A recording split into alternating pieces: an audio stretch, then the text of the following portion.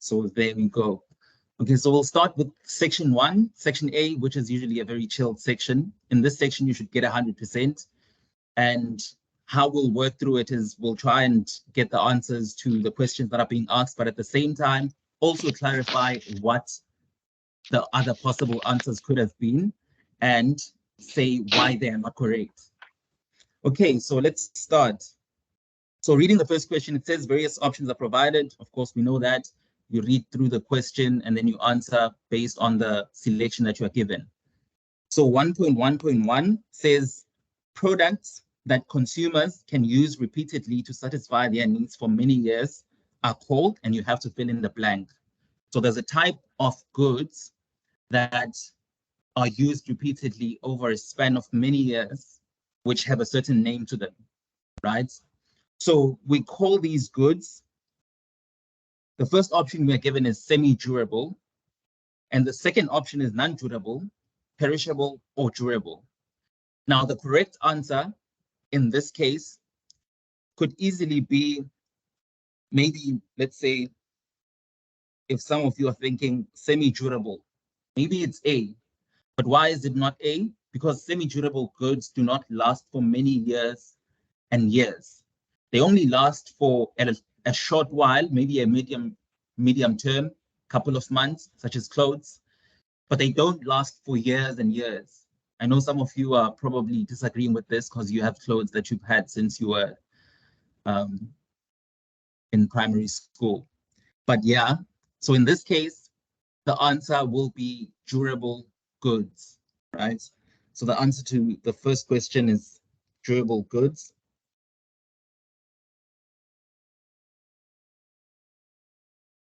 So it's A, right? Semi-durable goods are ones that last, but not that long.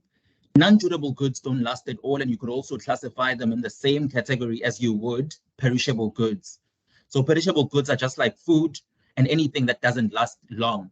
So this is just a question of durability, meaning how long something lasts before it wears off or it rots or it's in a condition that is no longer considered to be good, right? So just, I hope that you understood that first question. Let's jump on to the second one. It's going to be a very fast-paced. Oh, yes, durable. Sorry. It's actually D. Mistakenly wrote A there. It's because I have it circled in the question paper. Maybe that's why.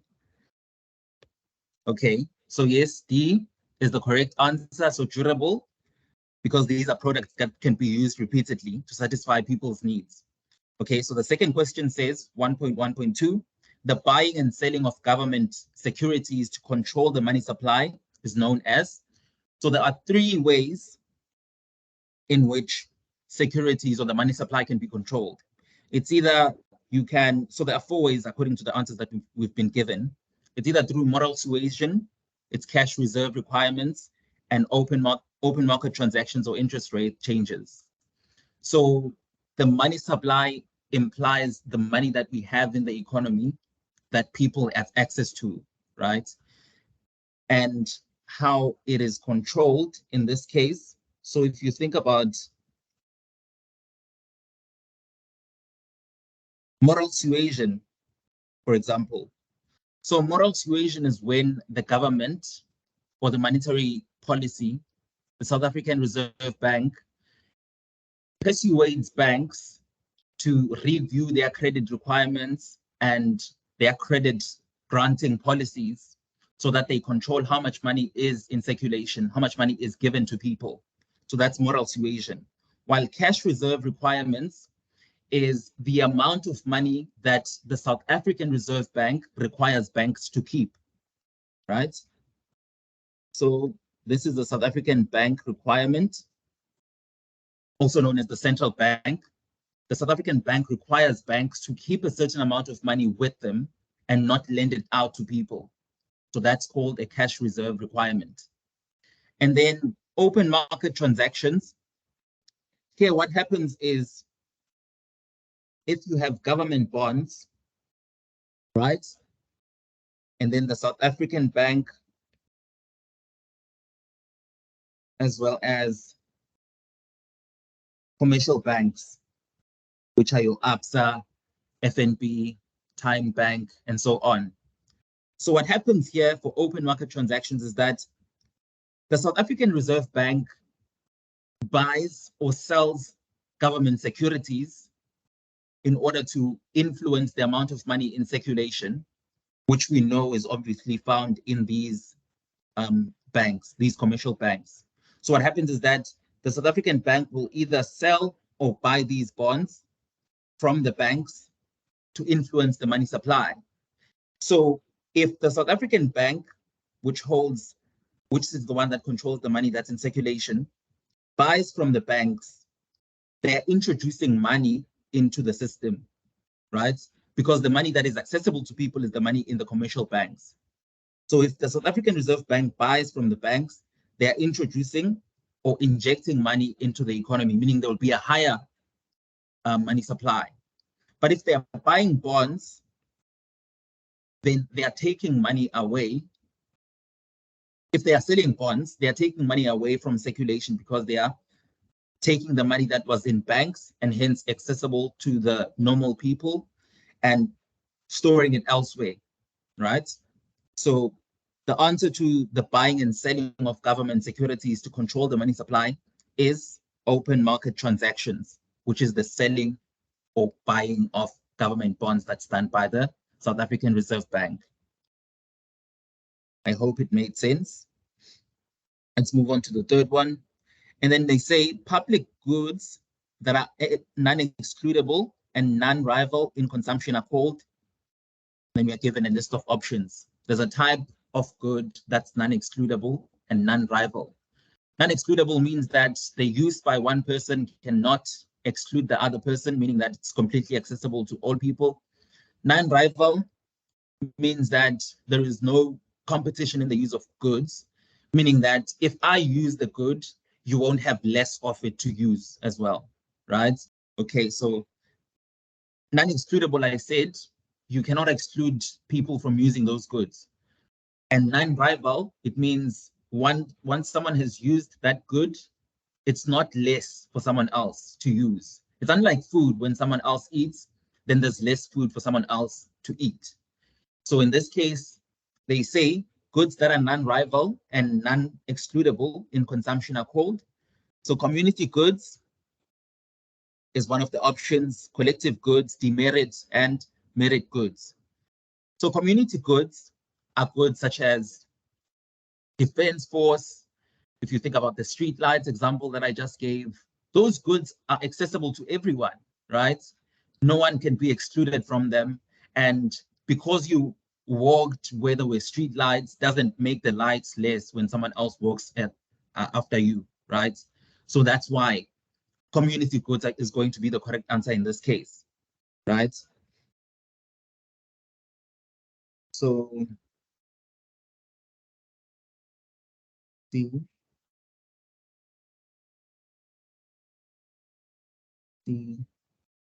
community goods is going to be the correct answer.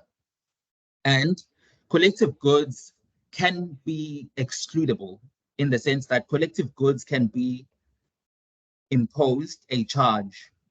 So you can exclude people from using collective goods such as parks or beaches from accessing beaches by imposing a charge, right? And demerit or merit goods are just examples of collective goods. Demerit goods are goods that do not serve a greater purpose for society or the community. For example, if people consume cigarettes, then they're going to get sick and it's probably not good for their health and the broader community at large.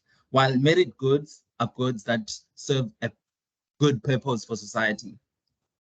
So that's 1.1.3. And then we go on to 1.1.4. The balance of payment accounts account that records transactions related to exports and imports of goods and services is known as so we have 4 different balance of payment accounts. And those are the current, the financial as they are listed on here. So it's the current, the financial, the capital transfer, and the reserve.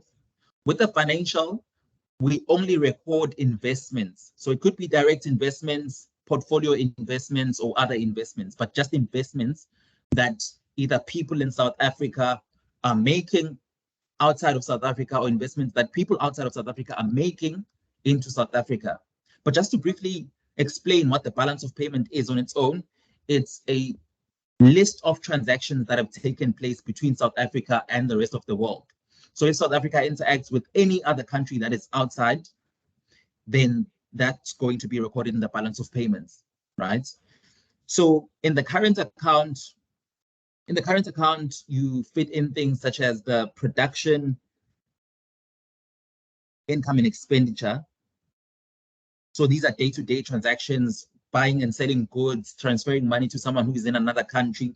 That's what goes into the current account. And like I said, in the financial account, it's only investments, direct investments, portfolio investments, or other investments. The capital transfer is one that shows the movements in the ownership of assets.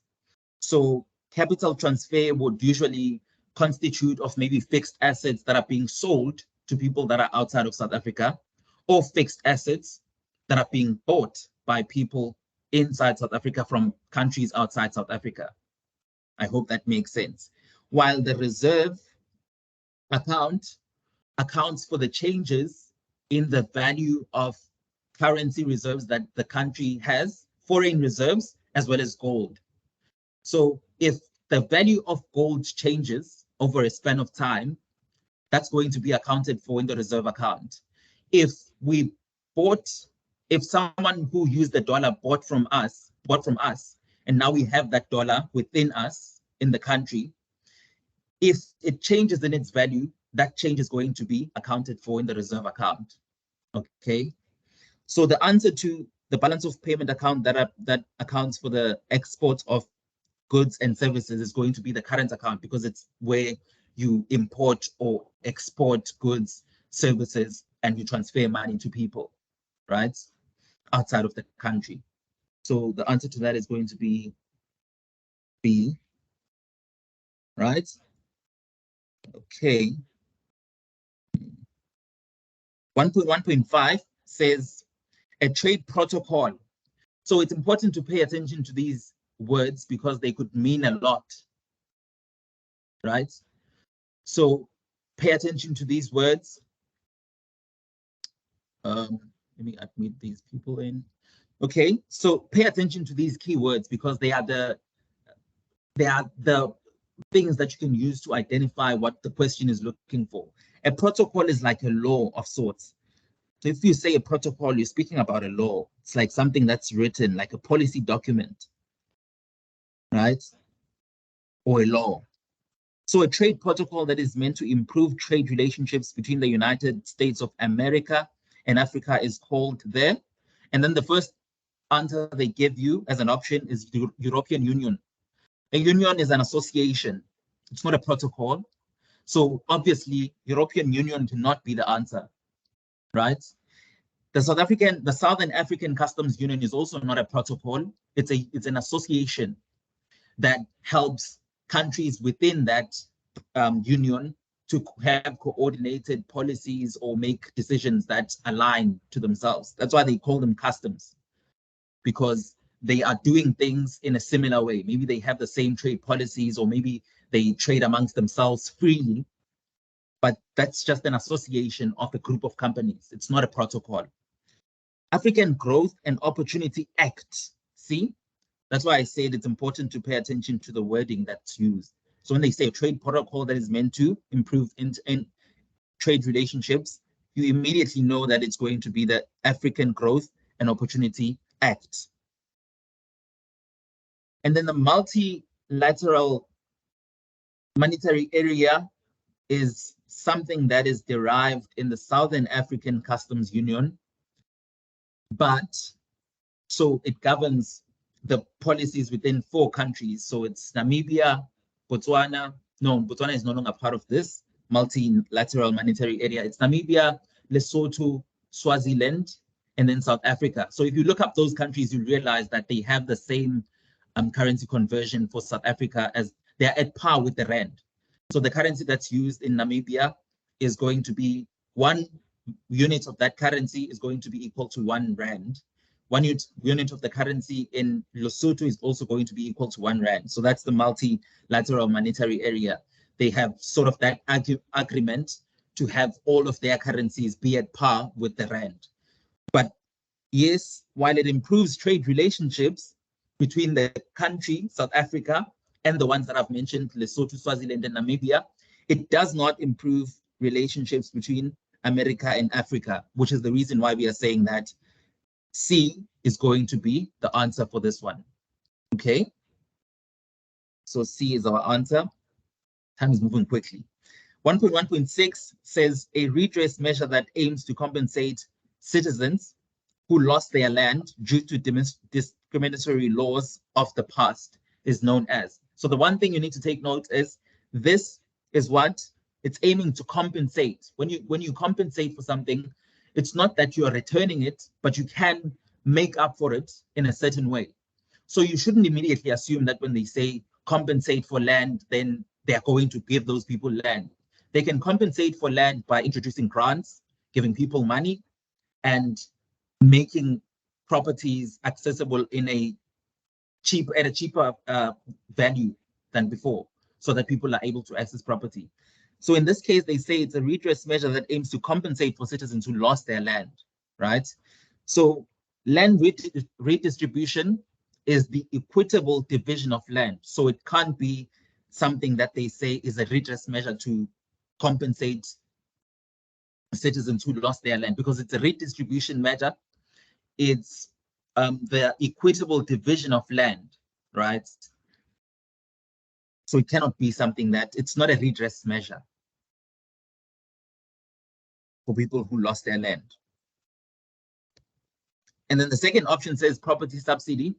Now that's completely out of it, because it says, while it's helping people get properties at lower amounts, it's not a redress measure. So property subsidy is when the South African government decides to subsidize the land so that people get it at a cheaper value, and so that it's not as expensive as it used to be, right? But that's not a redistribution measure. That's for people that were that lost land during apartheid or due to discriminatory laws. And then land reform is also something completely different. Land reform implies the laws or regulations that govern how people own land, right? Those are the laws, regulations, or any acts that are passed that govern how people own land, or just land ownership as a whole. So that's not a redress measure. But land restitution is a redress measure because it gives people access to the land that they lost in the past, right? Land restitution. So our answer in this case is going to be D, land restitution. And if you have any questions, please type them in the chat so that we can try and get them answered before we move on, or while I move on in the past paper. And then 1.1.7, we said 6 was D. 1.1.7 says this, the Platinum Spatial Development Initiative focuses on, so these are things you probably haven't covered, but at the time when you cover them, you will learn that a spatial development initiative is like an initiative that's introduced to assist with the building of industrial areas and the improvement of the infrastructure in certain parts or regions between countries, so that there could be greater economic activity. So the main purpose of these spatial development initiatives is to create employment. And how they do that is they improve and develop industrial areas. So where there's employment that could be created, those areas are improved. And the Platinum Spatial Development Initiative is one that focuses, as you will learn when you get introduced to them, it focuses on mining and agritourism. Focuses on mining and agritourism. So our answer in this case will be A, Platinum Spatial Development Initiative. Okay, so we are now at 1.1.8. So an indicator that measures the number of children who die before the age of 1. So a child that dies before the age of 1, a measure that indicates the number of those children that die before the age of 1 is referred to as, it can't be spending on health because it doesn't even make sense. How can spending on health be an indicator of the children that die before the age of 1? So it doesn't make sense. A is not true. Infant mortality rate is the most sensible. Under 5 mortality rate doesn't make sense because they said under the age of 1. It's not logically true. Access to sanitation is also something that cannot be necessarily linked to be an indicator of children that die before the age of 1. So that just leaves us with B to be the answer. Okay. So without wasting any time, let's get on to the second one, which should also be easy for us to go through. Hopefully we can complete it within the next 4 minutes. So we are matching these terms in the first column to these descriptions in the second column. So money flow is the flow of money between economic participants. We know that. The Keynesian approach is the one that assumes that economies are inherently unstable and intervention is necessary. There's a view that says that economies are inherently stable and no government intervention is necessary, right? So we'll look at both of those in depth some other time, but not today. And then the medium-term expenditure framework is a budget that's set by the government for a 3-year period, just to define them, and then we'll try and link them to what's on the descriptions on the other side. Unrecorded transactions is part of the balance of payments that records all the transactions that could either have been omitted or there has been an error. Those are unrecorded transactions. Diversification is obviously coming from the word diversify or diverse. So it means different things or a wide range of different things, right? So if you have a diverse range of goods, we know that you have a wide range of them. That's diversification. North-South divide. North divide is usually referring to the developed economies, such as the United States of America, the European countries, and all of the upper countries, while the South divide refers to the lower countries, such as the African countries. So that's how this divide is that's come to be. The National Research and Development Strategy is a policy document that advises on how research should be funded and what should be invested in. So it's a policy document that details the amount of funds that need to go into a certain research in order for certain decisions to be made about, for example, food, technology, and I think the other option is science, right? And then the repo rate, I'm sure all of you know this, is the rate at which the commercial banks are lent money by the South African Reserve Bank. So when the South African Reserve Bank lends money to the commercial banks, they charge, the South African bank charges the commercial banks at a repo rate. And then the commercial banks will charge citizens at a prime lending rate, right? I'm just going to write those two. So contrast the repo rate with the prime lending rate. Okay, so we said money flow. So let's go over the descriptions and we'll just match the descriptions to the word as I described them now. So it says a document that sets out the government's expected expenditure and income over a 3-year period. I said that was the midterm expenditure framework. So that's 3. So 3 is going to be A. Production of a wide range of goods and services. That's diversification, B. And then refers to the world's developed countries and developing countries. Remember I said when the North divide is the developed countries, while the South divide is the developing or underdeveloped countries. So that's going to be 1.6 is going to be C, 1.2.6. And then focuses on using science, technology to promote. Focuses on using science and technology to promote and expand industrialization. Okay, so that has to be the national research and development strategy, because it focuses on science and technology and promoting industrialization. So that's going to be D. Maintains income and expenditure between the participants in the economy. We said that was the first one, money flow, because it focuses on the money, the flow of money. So E. And then F, maintains that markets are inherently unstable, and economic fluctuations are caused by internal factors. We said that's a Keynesian approach, meaning that it's going to be F. And then the price paid by commercial banks for borrowing money from the South African Reserve Bank, I described that and said it was the repo rate, and contrasted it with the money that the rates charged by the central banks, the commercial banks, I mean, to the citizens, which is the prime lending rate.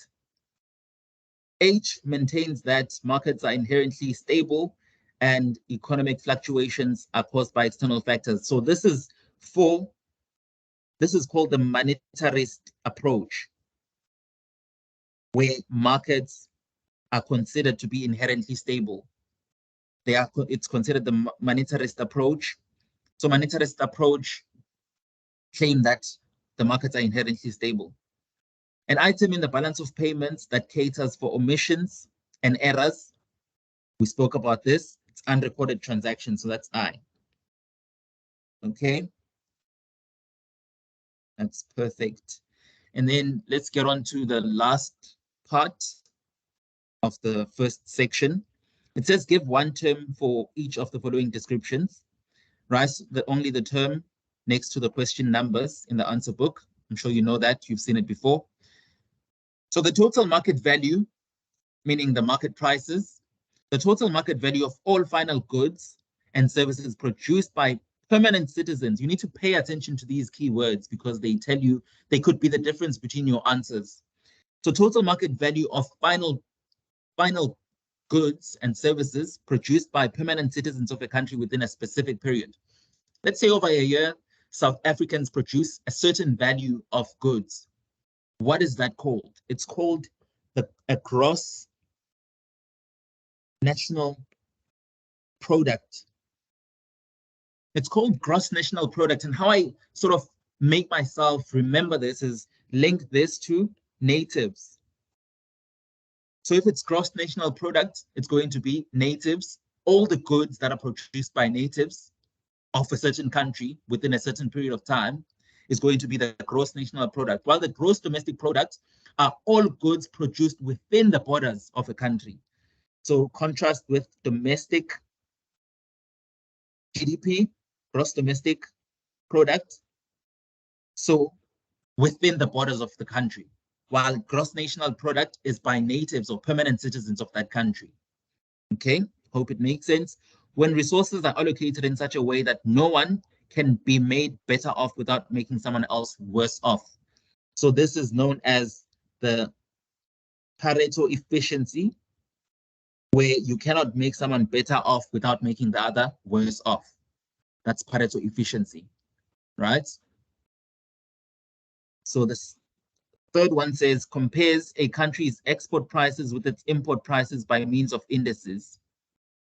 So there's a term for this where you say the calculation is exports divided by imports multiplied by 100. That's the calculation for it. And the term for this is terms of trade. Terms of trade,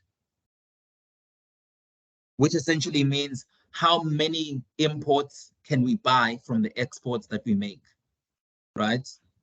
Because it divides exports by imports. So it expresses your exports in terms of the imports, meaning how many imports can you buy using the exports that you sell to other countries. And then selling goods in a foreign market at prices that are below the cost of production in the country of origin. So if we produce goods, for example, at mass production in South Africa and we decide to go dump them elsewhere, or we decide go sell them in other places or other countries. That is called dumping, because we are selling them at a price that's lower than what the cost of production in the original country. How it cost us to produce it or produce these goods, we're selling them at lower than that price. So that's why we'll call it dumping. And then the second last says a tract of land that forms a passageway which allows access from one area to another to promote regional development. So we spoke about spatial development initiatives, and one of the things you will learn about is the term called a corridor. So a corridor, which is exactly what's a tract of land that forms a passageway between two countries in order to promote regional development. So, for example, there's one thing called the Maputo Corridor, which is a passageway between South Africa and Mozambique, right? So that's formed to encourage trade relations between the two countries, but at the same time, also what? Promote regional development. Okay, so that's a corridor. It's a tract of land. The number of employed persons expressed as a percentage of the economically active population. So the number of people that are employed as a percentage of the people that can work is called the employment rate. All right. I hope that it made sense. So let's try and speed through the second question that I don't think we'll have enough time to complete, but because it's an hour, I think the last 20 minutes should be fine for us. So question 2 says, name 2 macroeconomic objectives of the public sector. What do you think the government's objectives are of its country? What do you think the government's objectives are for any country? If I was the government, I'd want all my citizens to be employed. I'd probably want the prices of goods to be stable so that people don't struggle a lot when there's inflation. I'd probably also want the exchange rates to be stable so that when we are buying and selling from other countries, there aren't huge fluctuations that trade between other countries is discouraged, right? So all of those things need to hit your mind, and they're logical things. You just need to think of them. So full employment, like the person in the chat wrote, is one objective of the macro of the public sector. What is the other objective? It's a stable prices. I'd also want my economy to grow as a government. So economic growth is also another thing, another objective. Economic growth. We spoke about stable exchange rates, but they only wanted 2, so I've already given you 4. You know these stable exchange rates, right? So let's move on to the second question, 2.1.2. They say, why are subsidies on products subtracted when converting gross domestic product at basic prices to GDP at market prices? So GDP at basic prices, less subsidies,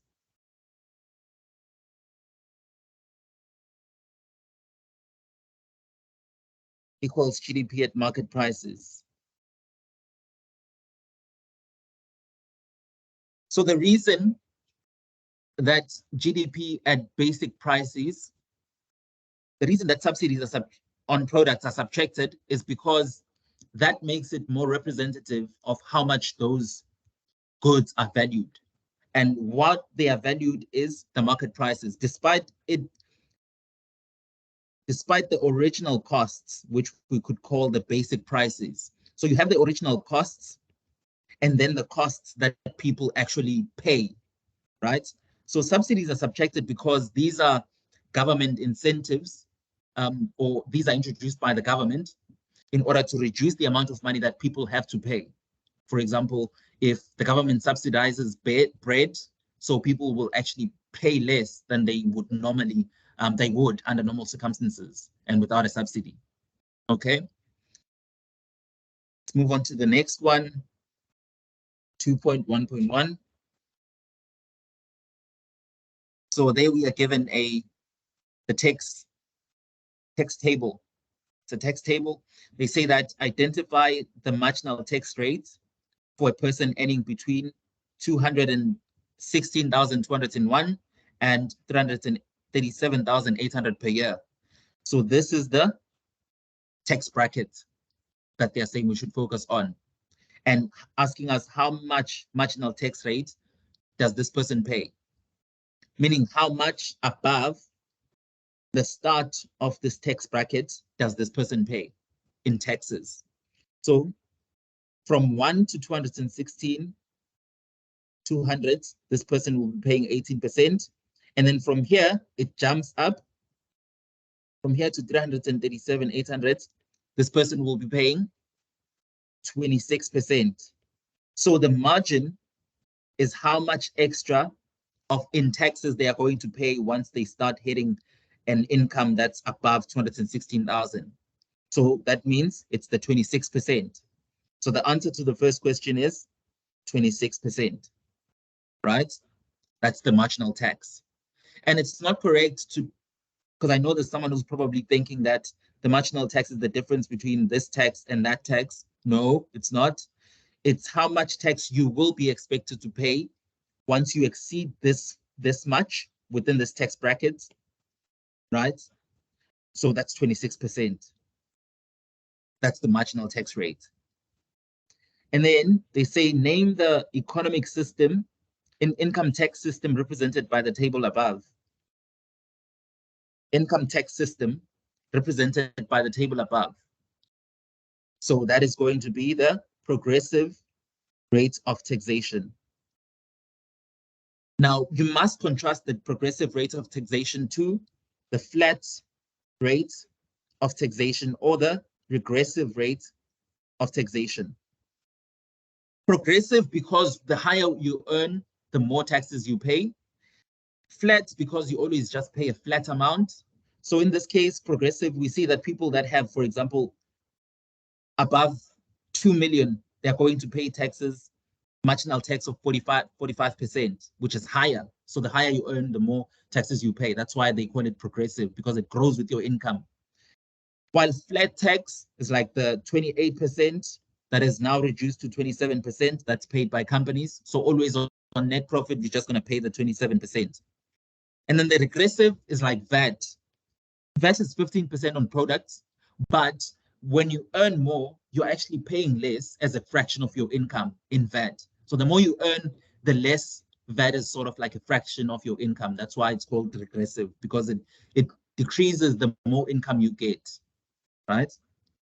So let's move on to this other question, 2.2.3. We're almost done. We're almost there.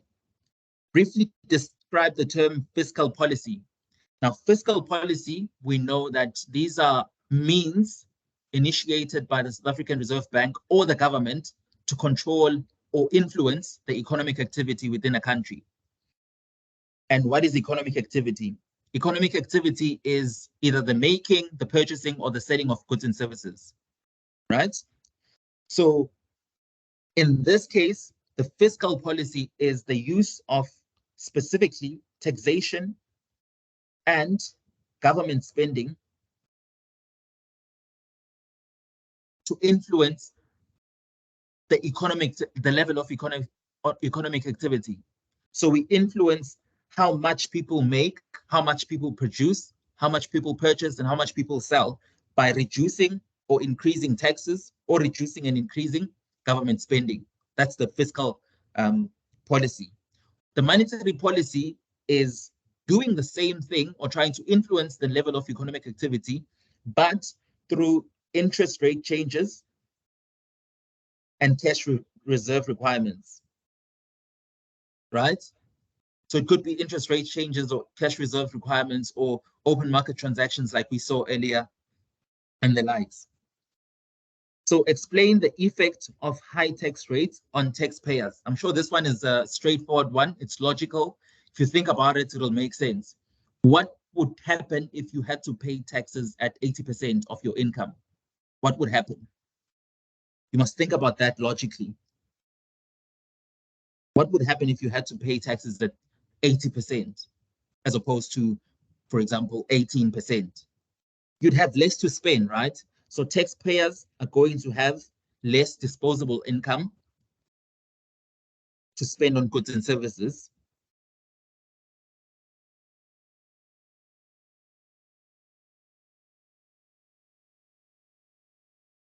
And would you want to pay taxes if you had to pay taxes at 80%? Probably not. What does that encourage? You to avoid paying taxes or evade paying taxes, right? So it encourages tax evasion.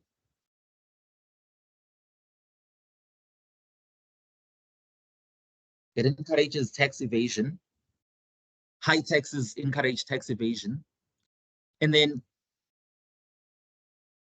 what else do you think would happen? I think that businesses might also be, because businesses are taxpayers, they might also be discouraged to produce because they know that they'll have to pay so much taxes and might also not be able to survive for very long, right? So businesses will be discouraged and shut down. Probably shut down because they won't be able to survive paying so high taxes, right? And people too might be discouraged and end up not working at all. So instead of evading taxes or having less disposable income, you might just decide not to work at all because you're paying almost everything you make from working into taxes, right? Okay, so people might decide not to work, may leave work. Okay, so let's do this one, the following one. I think that it might be our last one since I see that we are lost for time. So 2.2.5, use the information in the table above to calculate the income tax payable if one receives an annual income of 480,000. So if you get 480,000, how much do you pay in taxes? Let's find out using this table. 480,000 falls within this tax bracket here. So this tax bracket. And in this tax bracket, you pay taxes of 110,739 plus 36% in marginal taxes of the amount in excess of the start of the tax bracket. So the tax bracket starts with 467, 501, right? So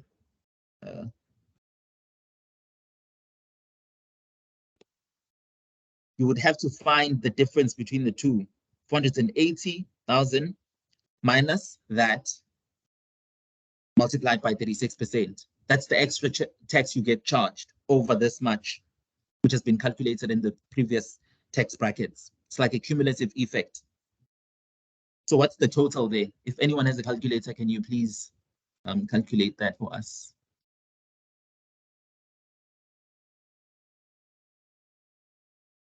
Let me check the chat.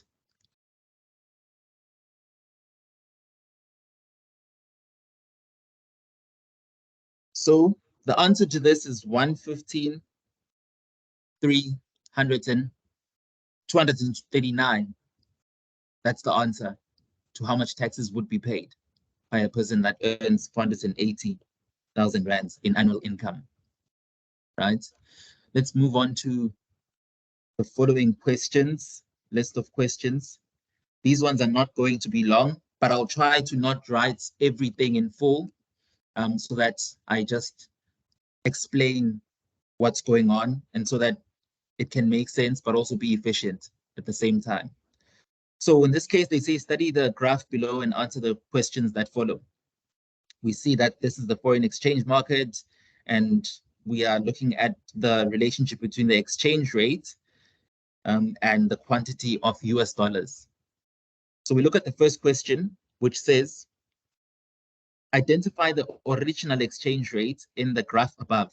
Original exchange rate is what? The one depicted by this red dot, where the equilibrium is still new, or the original equilibrium. So that says each dollar is worth 14 rand 60 cents. That's the original exchange rate. Each dollar is worth 14 rand 60 cents. And then the second question says, name the exchange rate system used in South Africa. What exchange rate system is used in South Africa? It's called the floating or free floating exchange rate system. And you contrast it with what's called the fixed exchange rate system. I'm sure you've learned about this, the fixed exchange rate system, right? Contrasted between the two. Free floating just allows the market to be the decider of how much the rand is worth against the US dollar, while fixed is sort of like pegged. So there's a fixed amount that the value of the rand will be in terms of the US dollar. That would be fixed. But if it's determined by the market fluctuations, then it's free floating. And then describe the term devaluation. So devaluation is the direct or deliberate reduction in the value of the currency by government, right? Or the South African Reserve Bank. So if the South African Reserve Bank were to decide to deliberately reduce the value of the rand against the dollar, then that would be devaluation. It shouldn't be confused with depreciation, which would be an interaction of the market forces, which would cause the value of the rand to decrease, right? So devaluation is deliberately by the government, while depreciation is by the market forces, the interaction of the market forces of demand and supply. And then what is the benefit of a surplus on the current account of the balance of payments? So the benefit of the surplus of the current account in the balance of payments. So a surplus in the current account usually means that we are exporting more than we are buying, meaning that there's probably more demand for our goods by foreign countries than there is by us from foreign countries, right?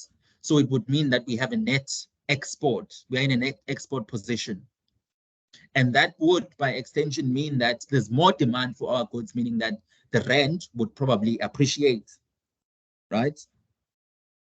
So the benefits of this would be the increase in the value of the rand, or that since there would be an increase in the value of the rand, imports would be cheaper, because now you don't have to spend the same amount of money buying goods from other countries since the rand has appreciated, right?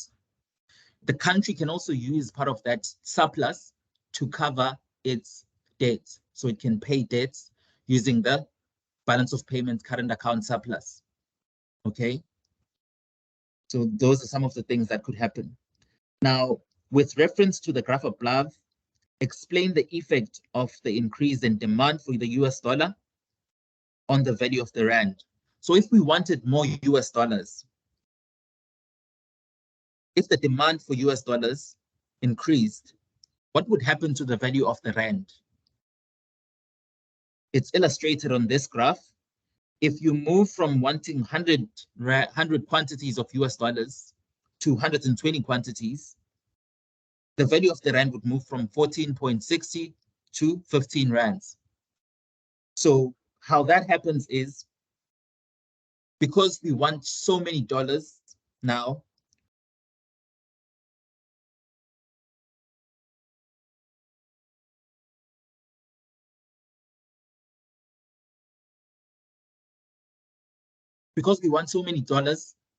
we need to provide more rands per dollar. The value of the rand has depreciated. The rand is worth less in some sense. It's worth less, right? So that's called depreciation of the rand. So they're saying, with reference to the graph, describe the effect of the increase in the demand for dollars on the value of the rand. It would depreciate, but taking you through the thinking process of how that would happen is an increase in the demand for US dollars would shift the demand curve to the right, as we can see here. It shifts the demand rand to the demand curve to the right, which would effectively shift the equilibrium from E to E1.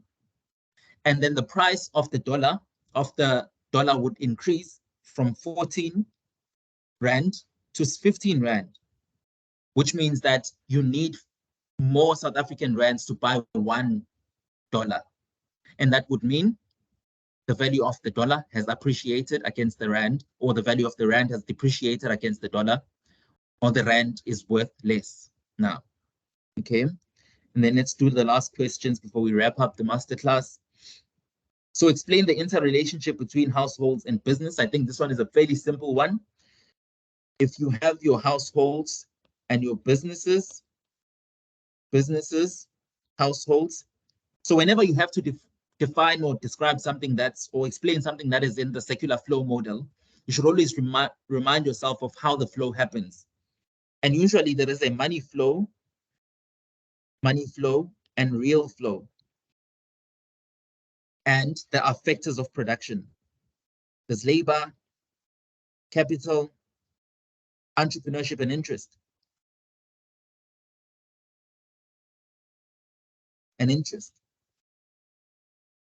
Oh, no, and land. Sorry, and land. And then, so the money flow,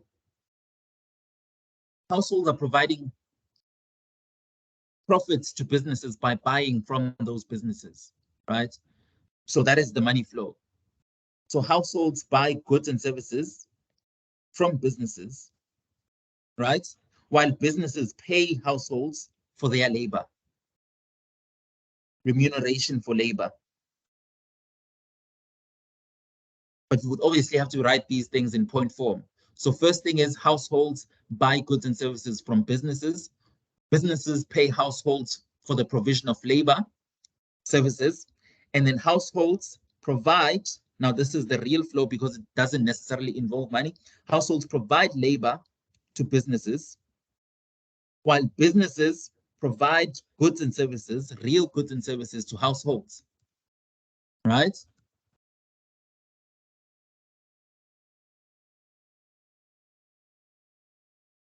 Other ways in which these two could interact is businesses could invest, is households could invest their money or save their money in businesses, right?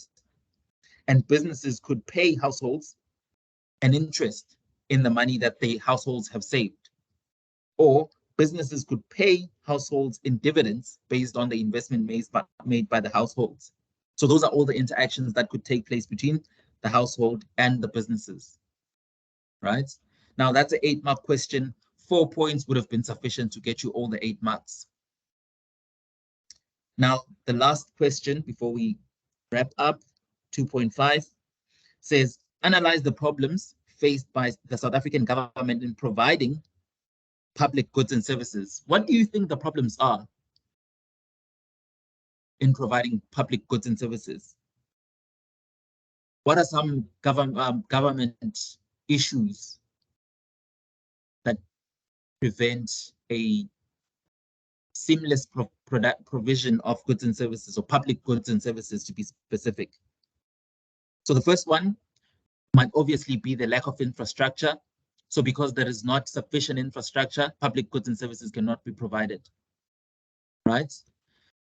Lack of infrastructure could also be linked to the lack of resources, right? So if some local authorities or municipalities do not have the sufficient financial or physical resources, they wouldn't be able to provide for those goods and services, those public goods and services. So lack of physical and financial resources. Okay. What else would be a problem in providing public goods and services? What problem does the government face? Corruption. Corruption is the biggest problem. So public goods and services cannot be provided because some of the money got lost along the way. Not all the money that was invested was used effectively in providing for public goods and services, right? So corruption is a problem. Accountability is another one. I saw this one on the chat, and it's true. accountability. The reason why this is because if what the government does is not necessarily followed through, and there are no means to check that the job has been done for how much it was given, then there's an accountability issue.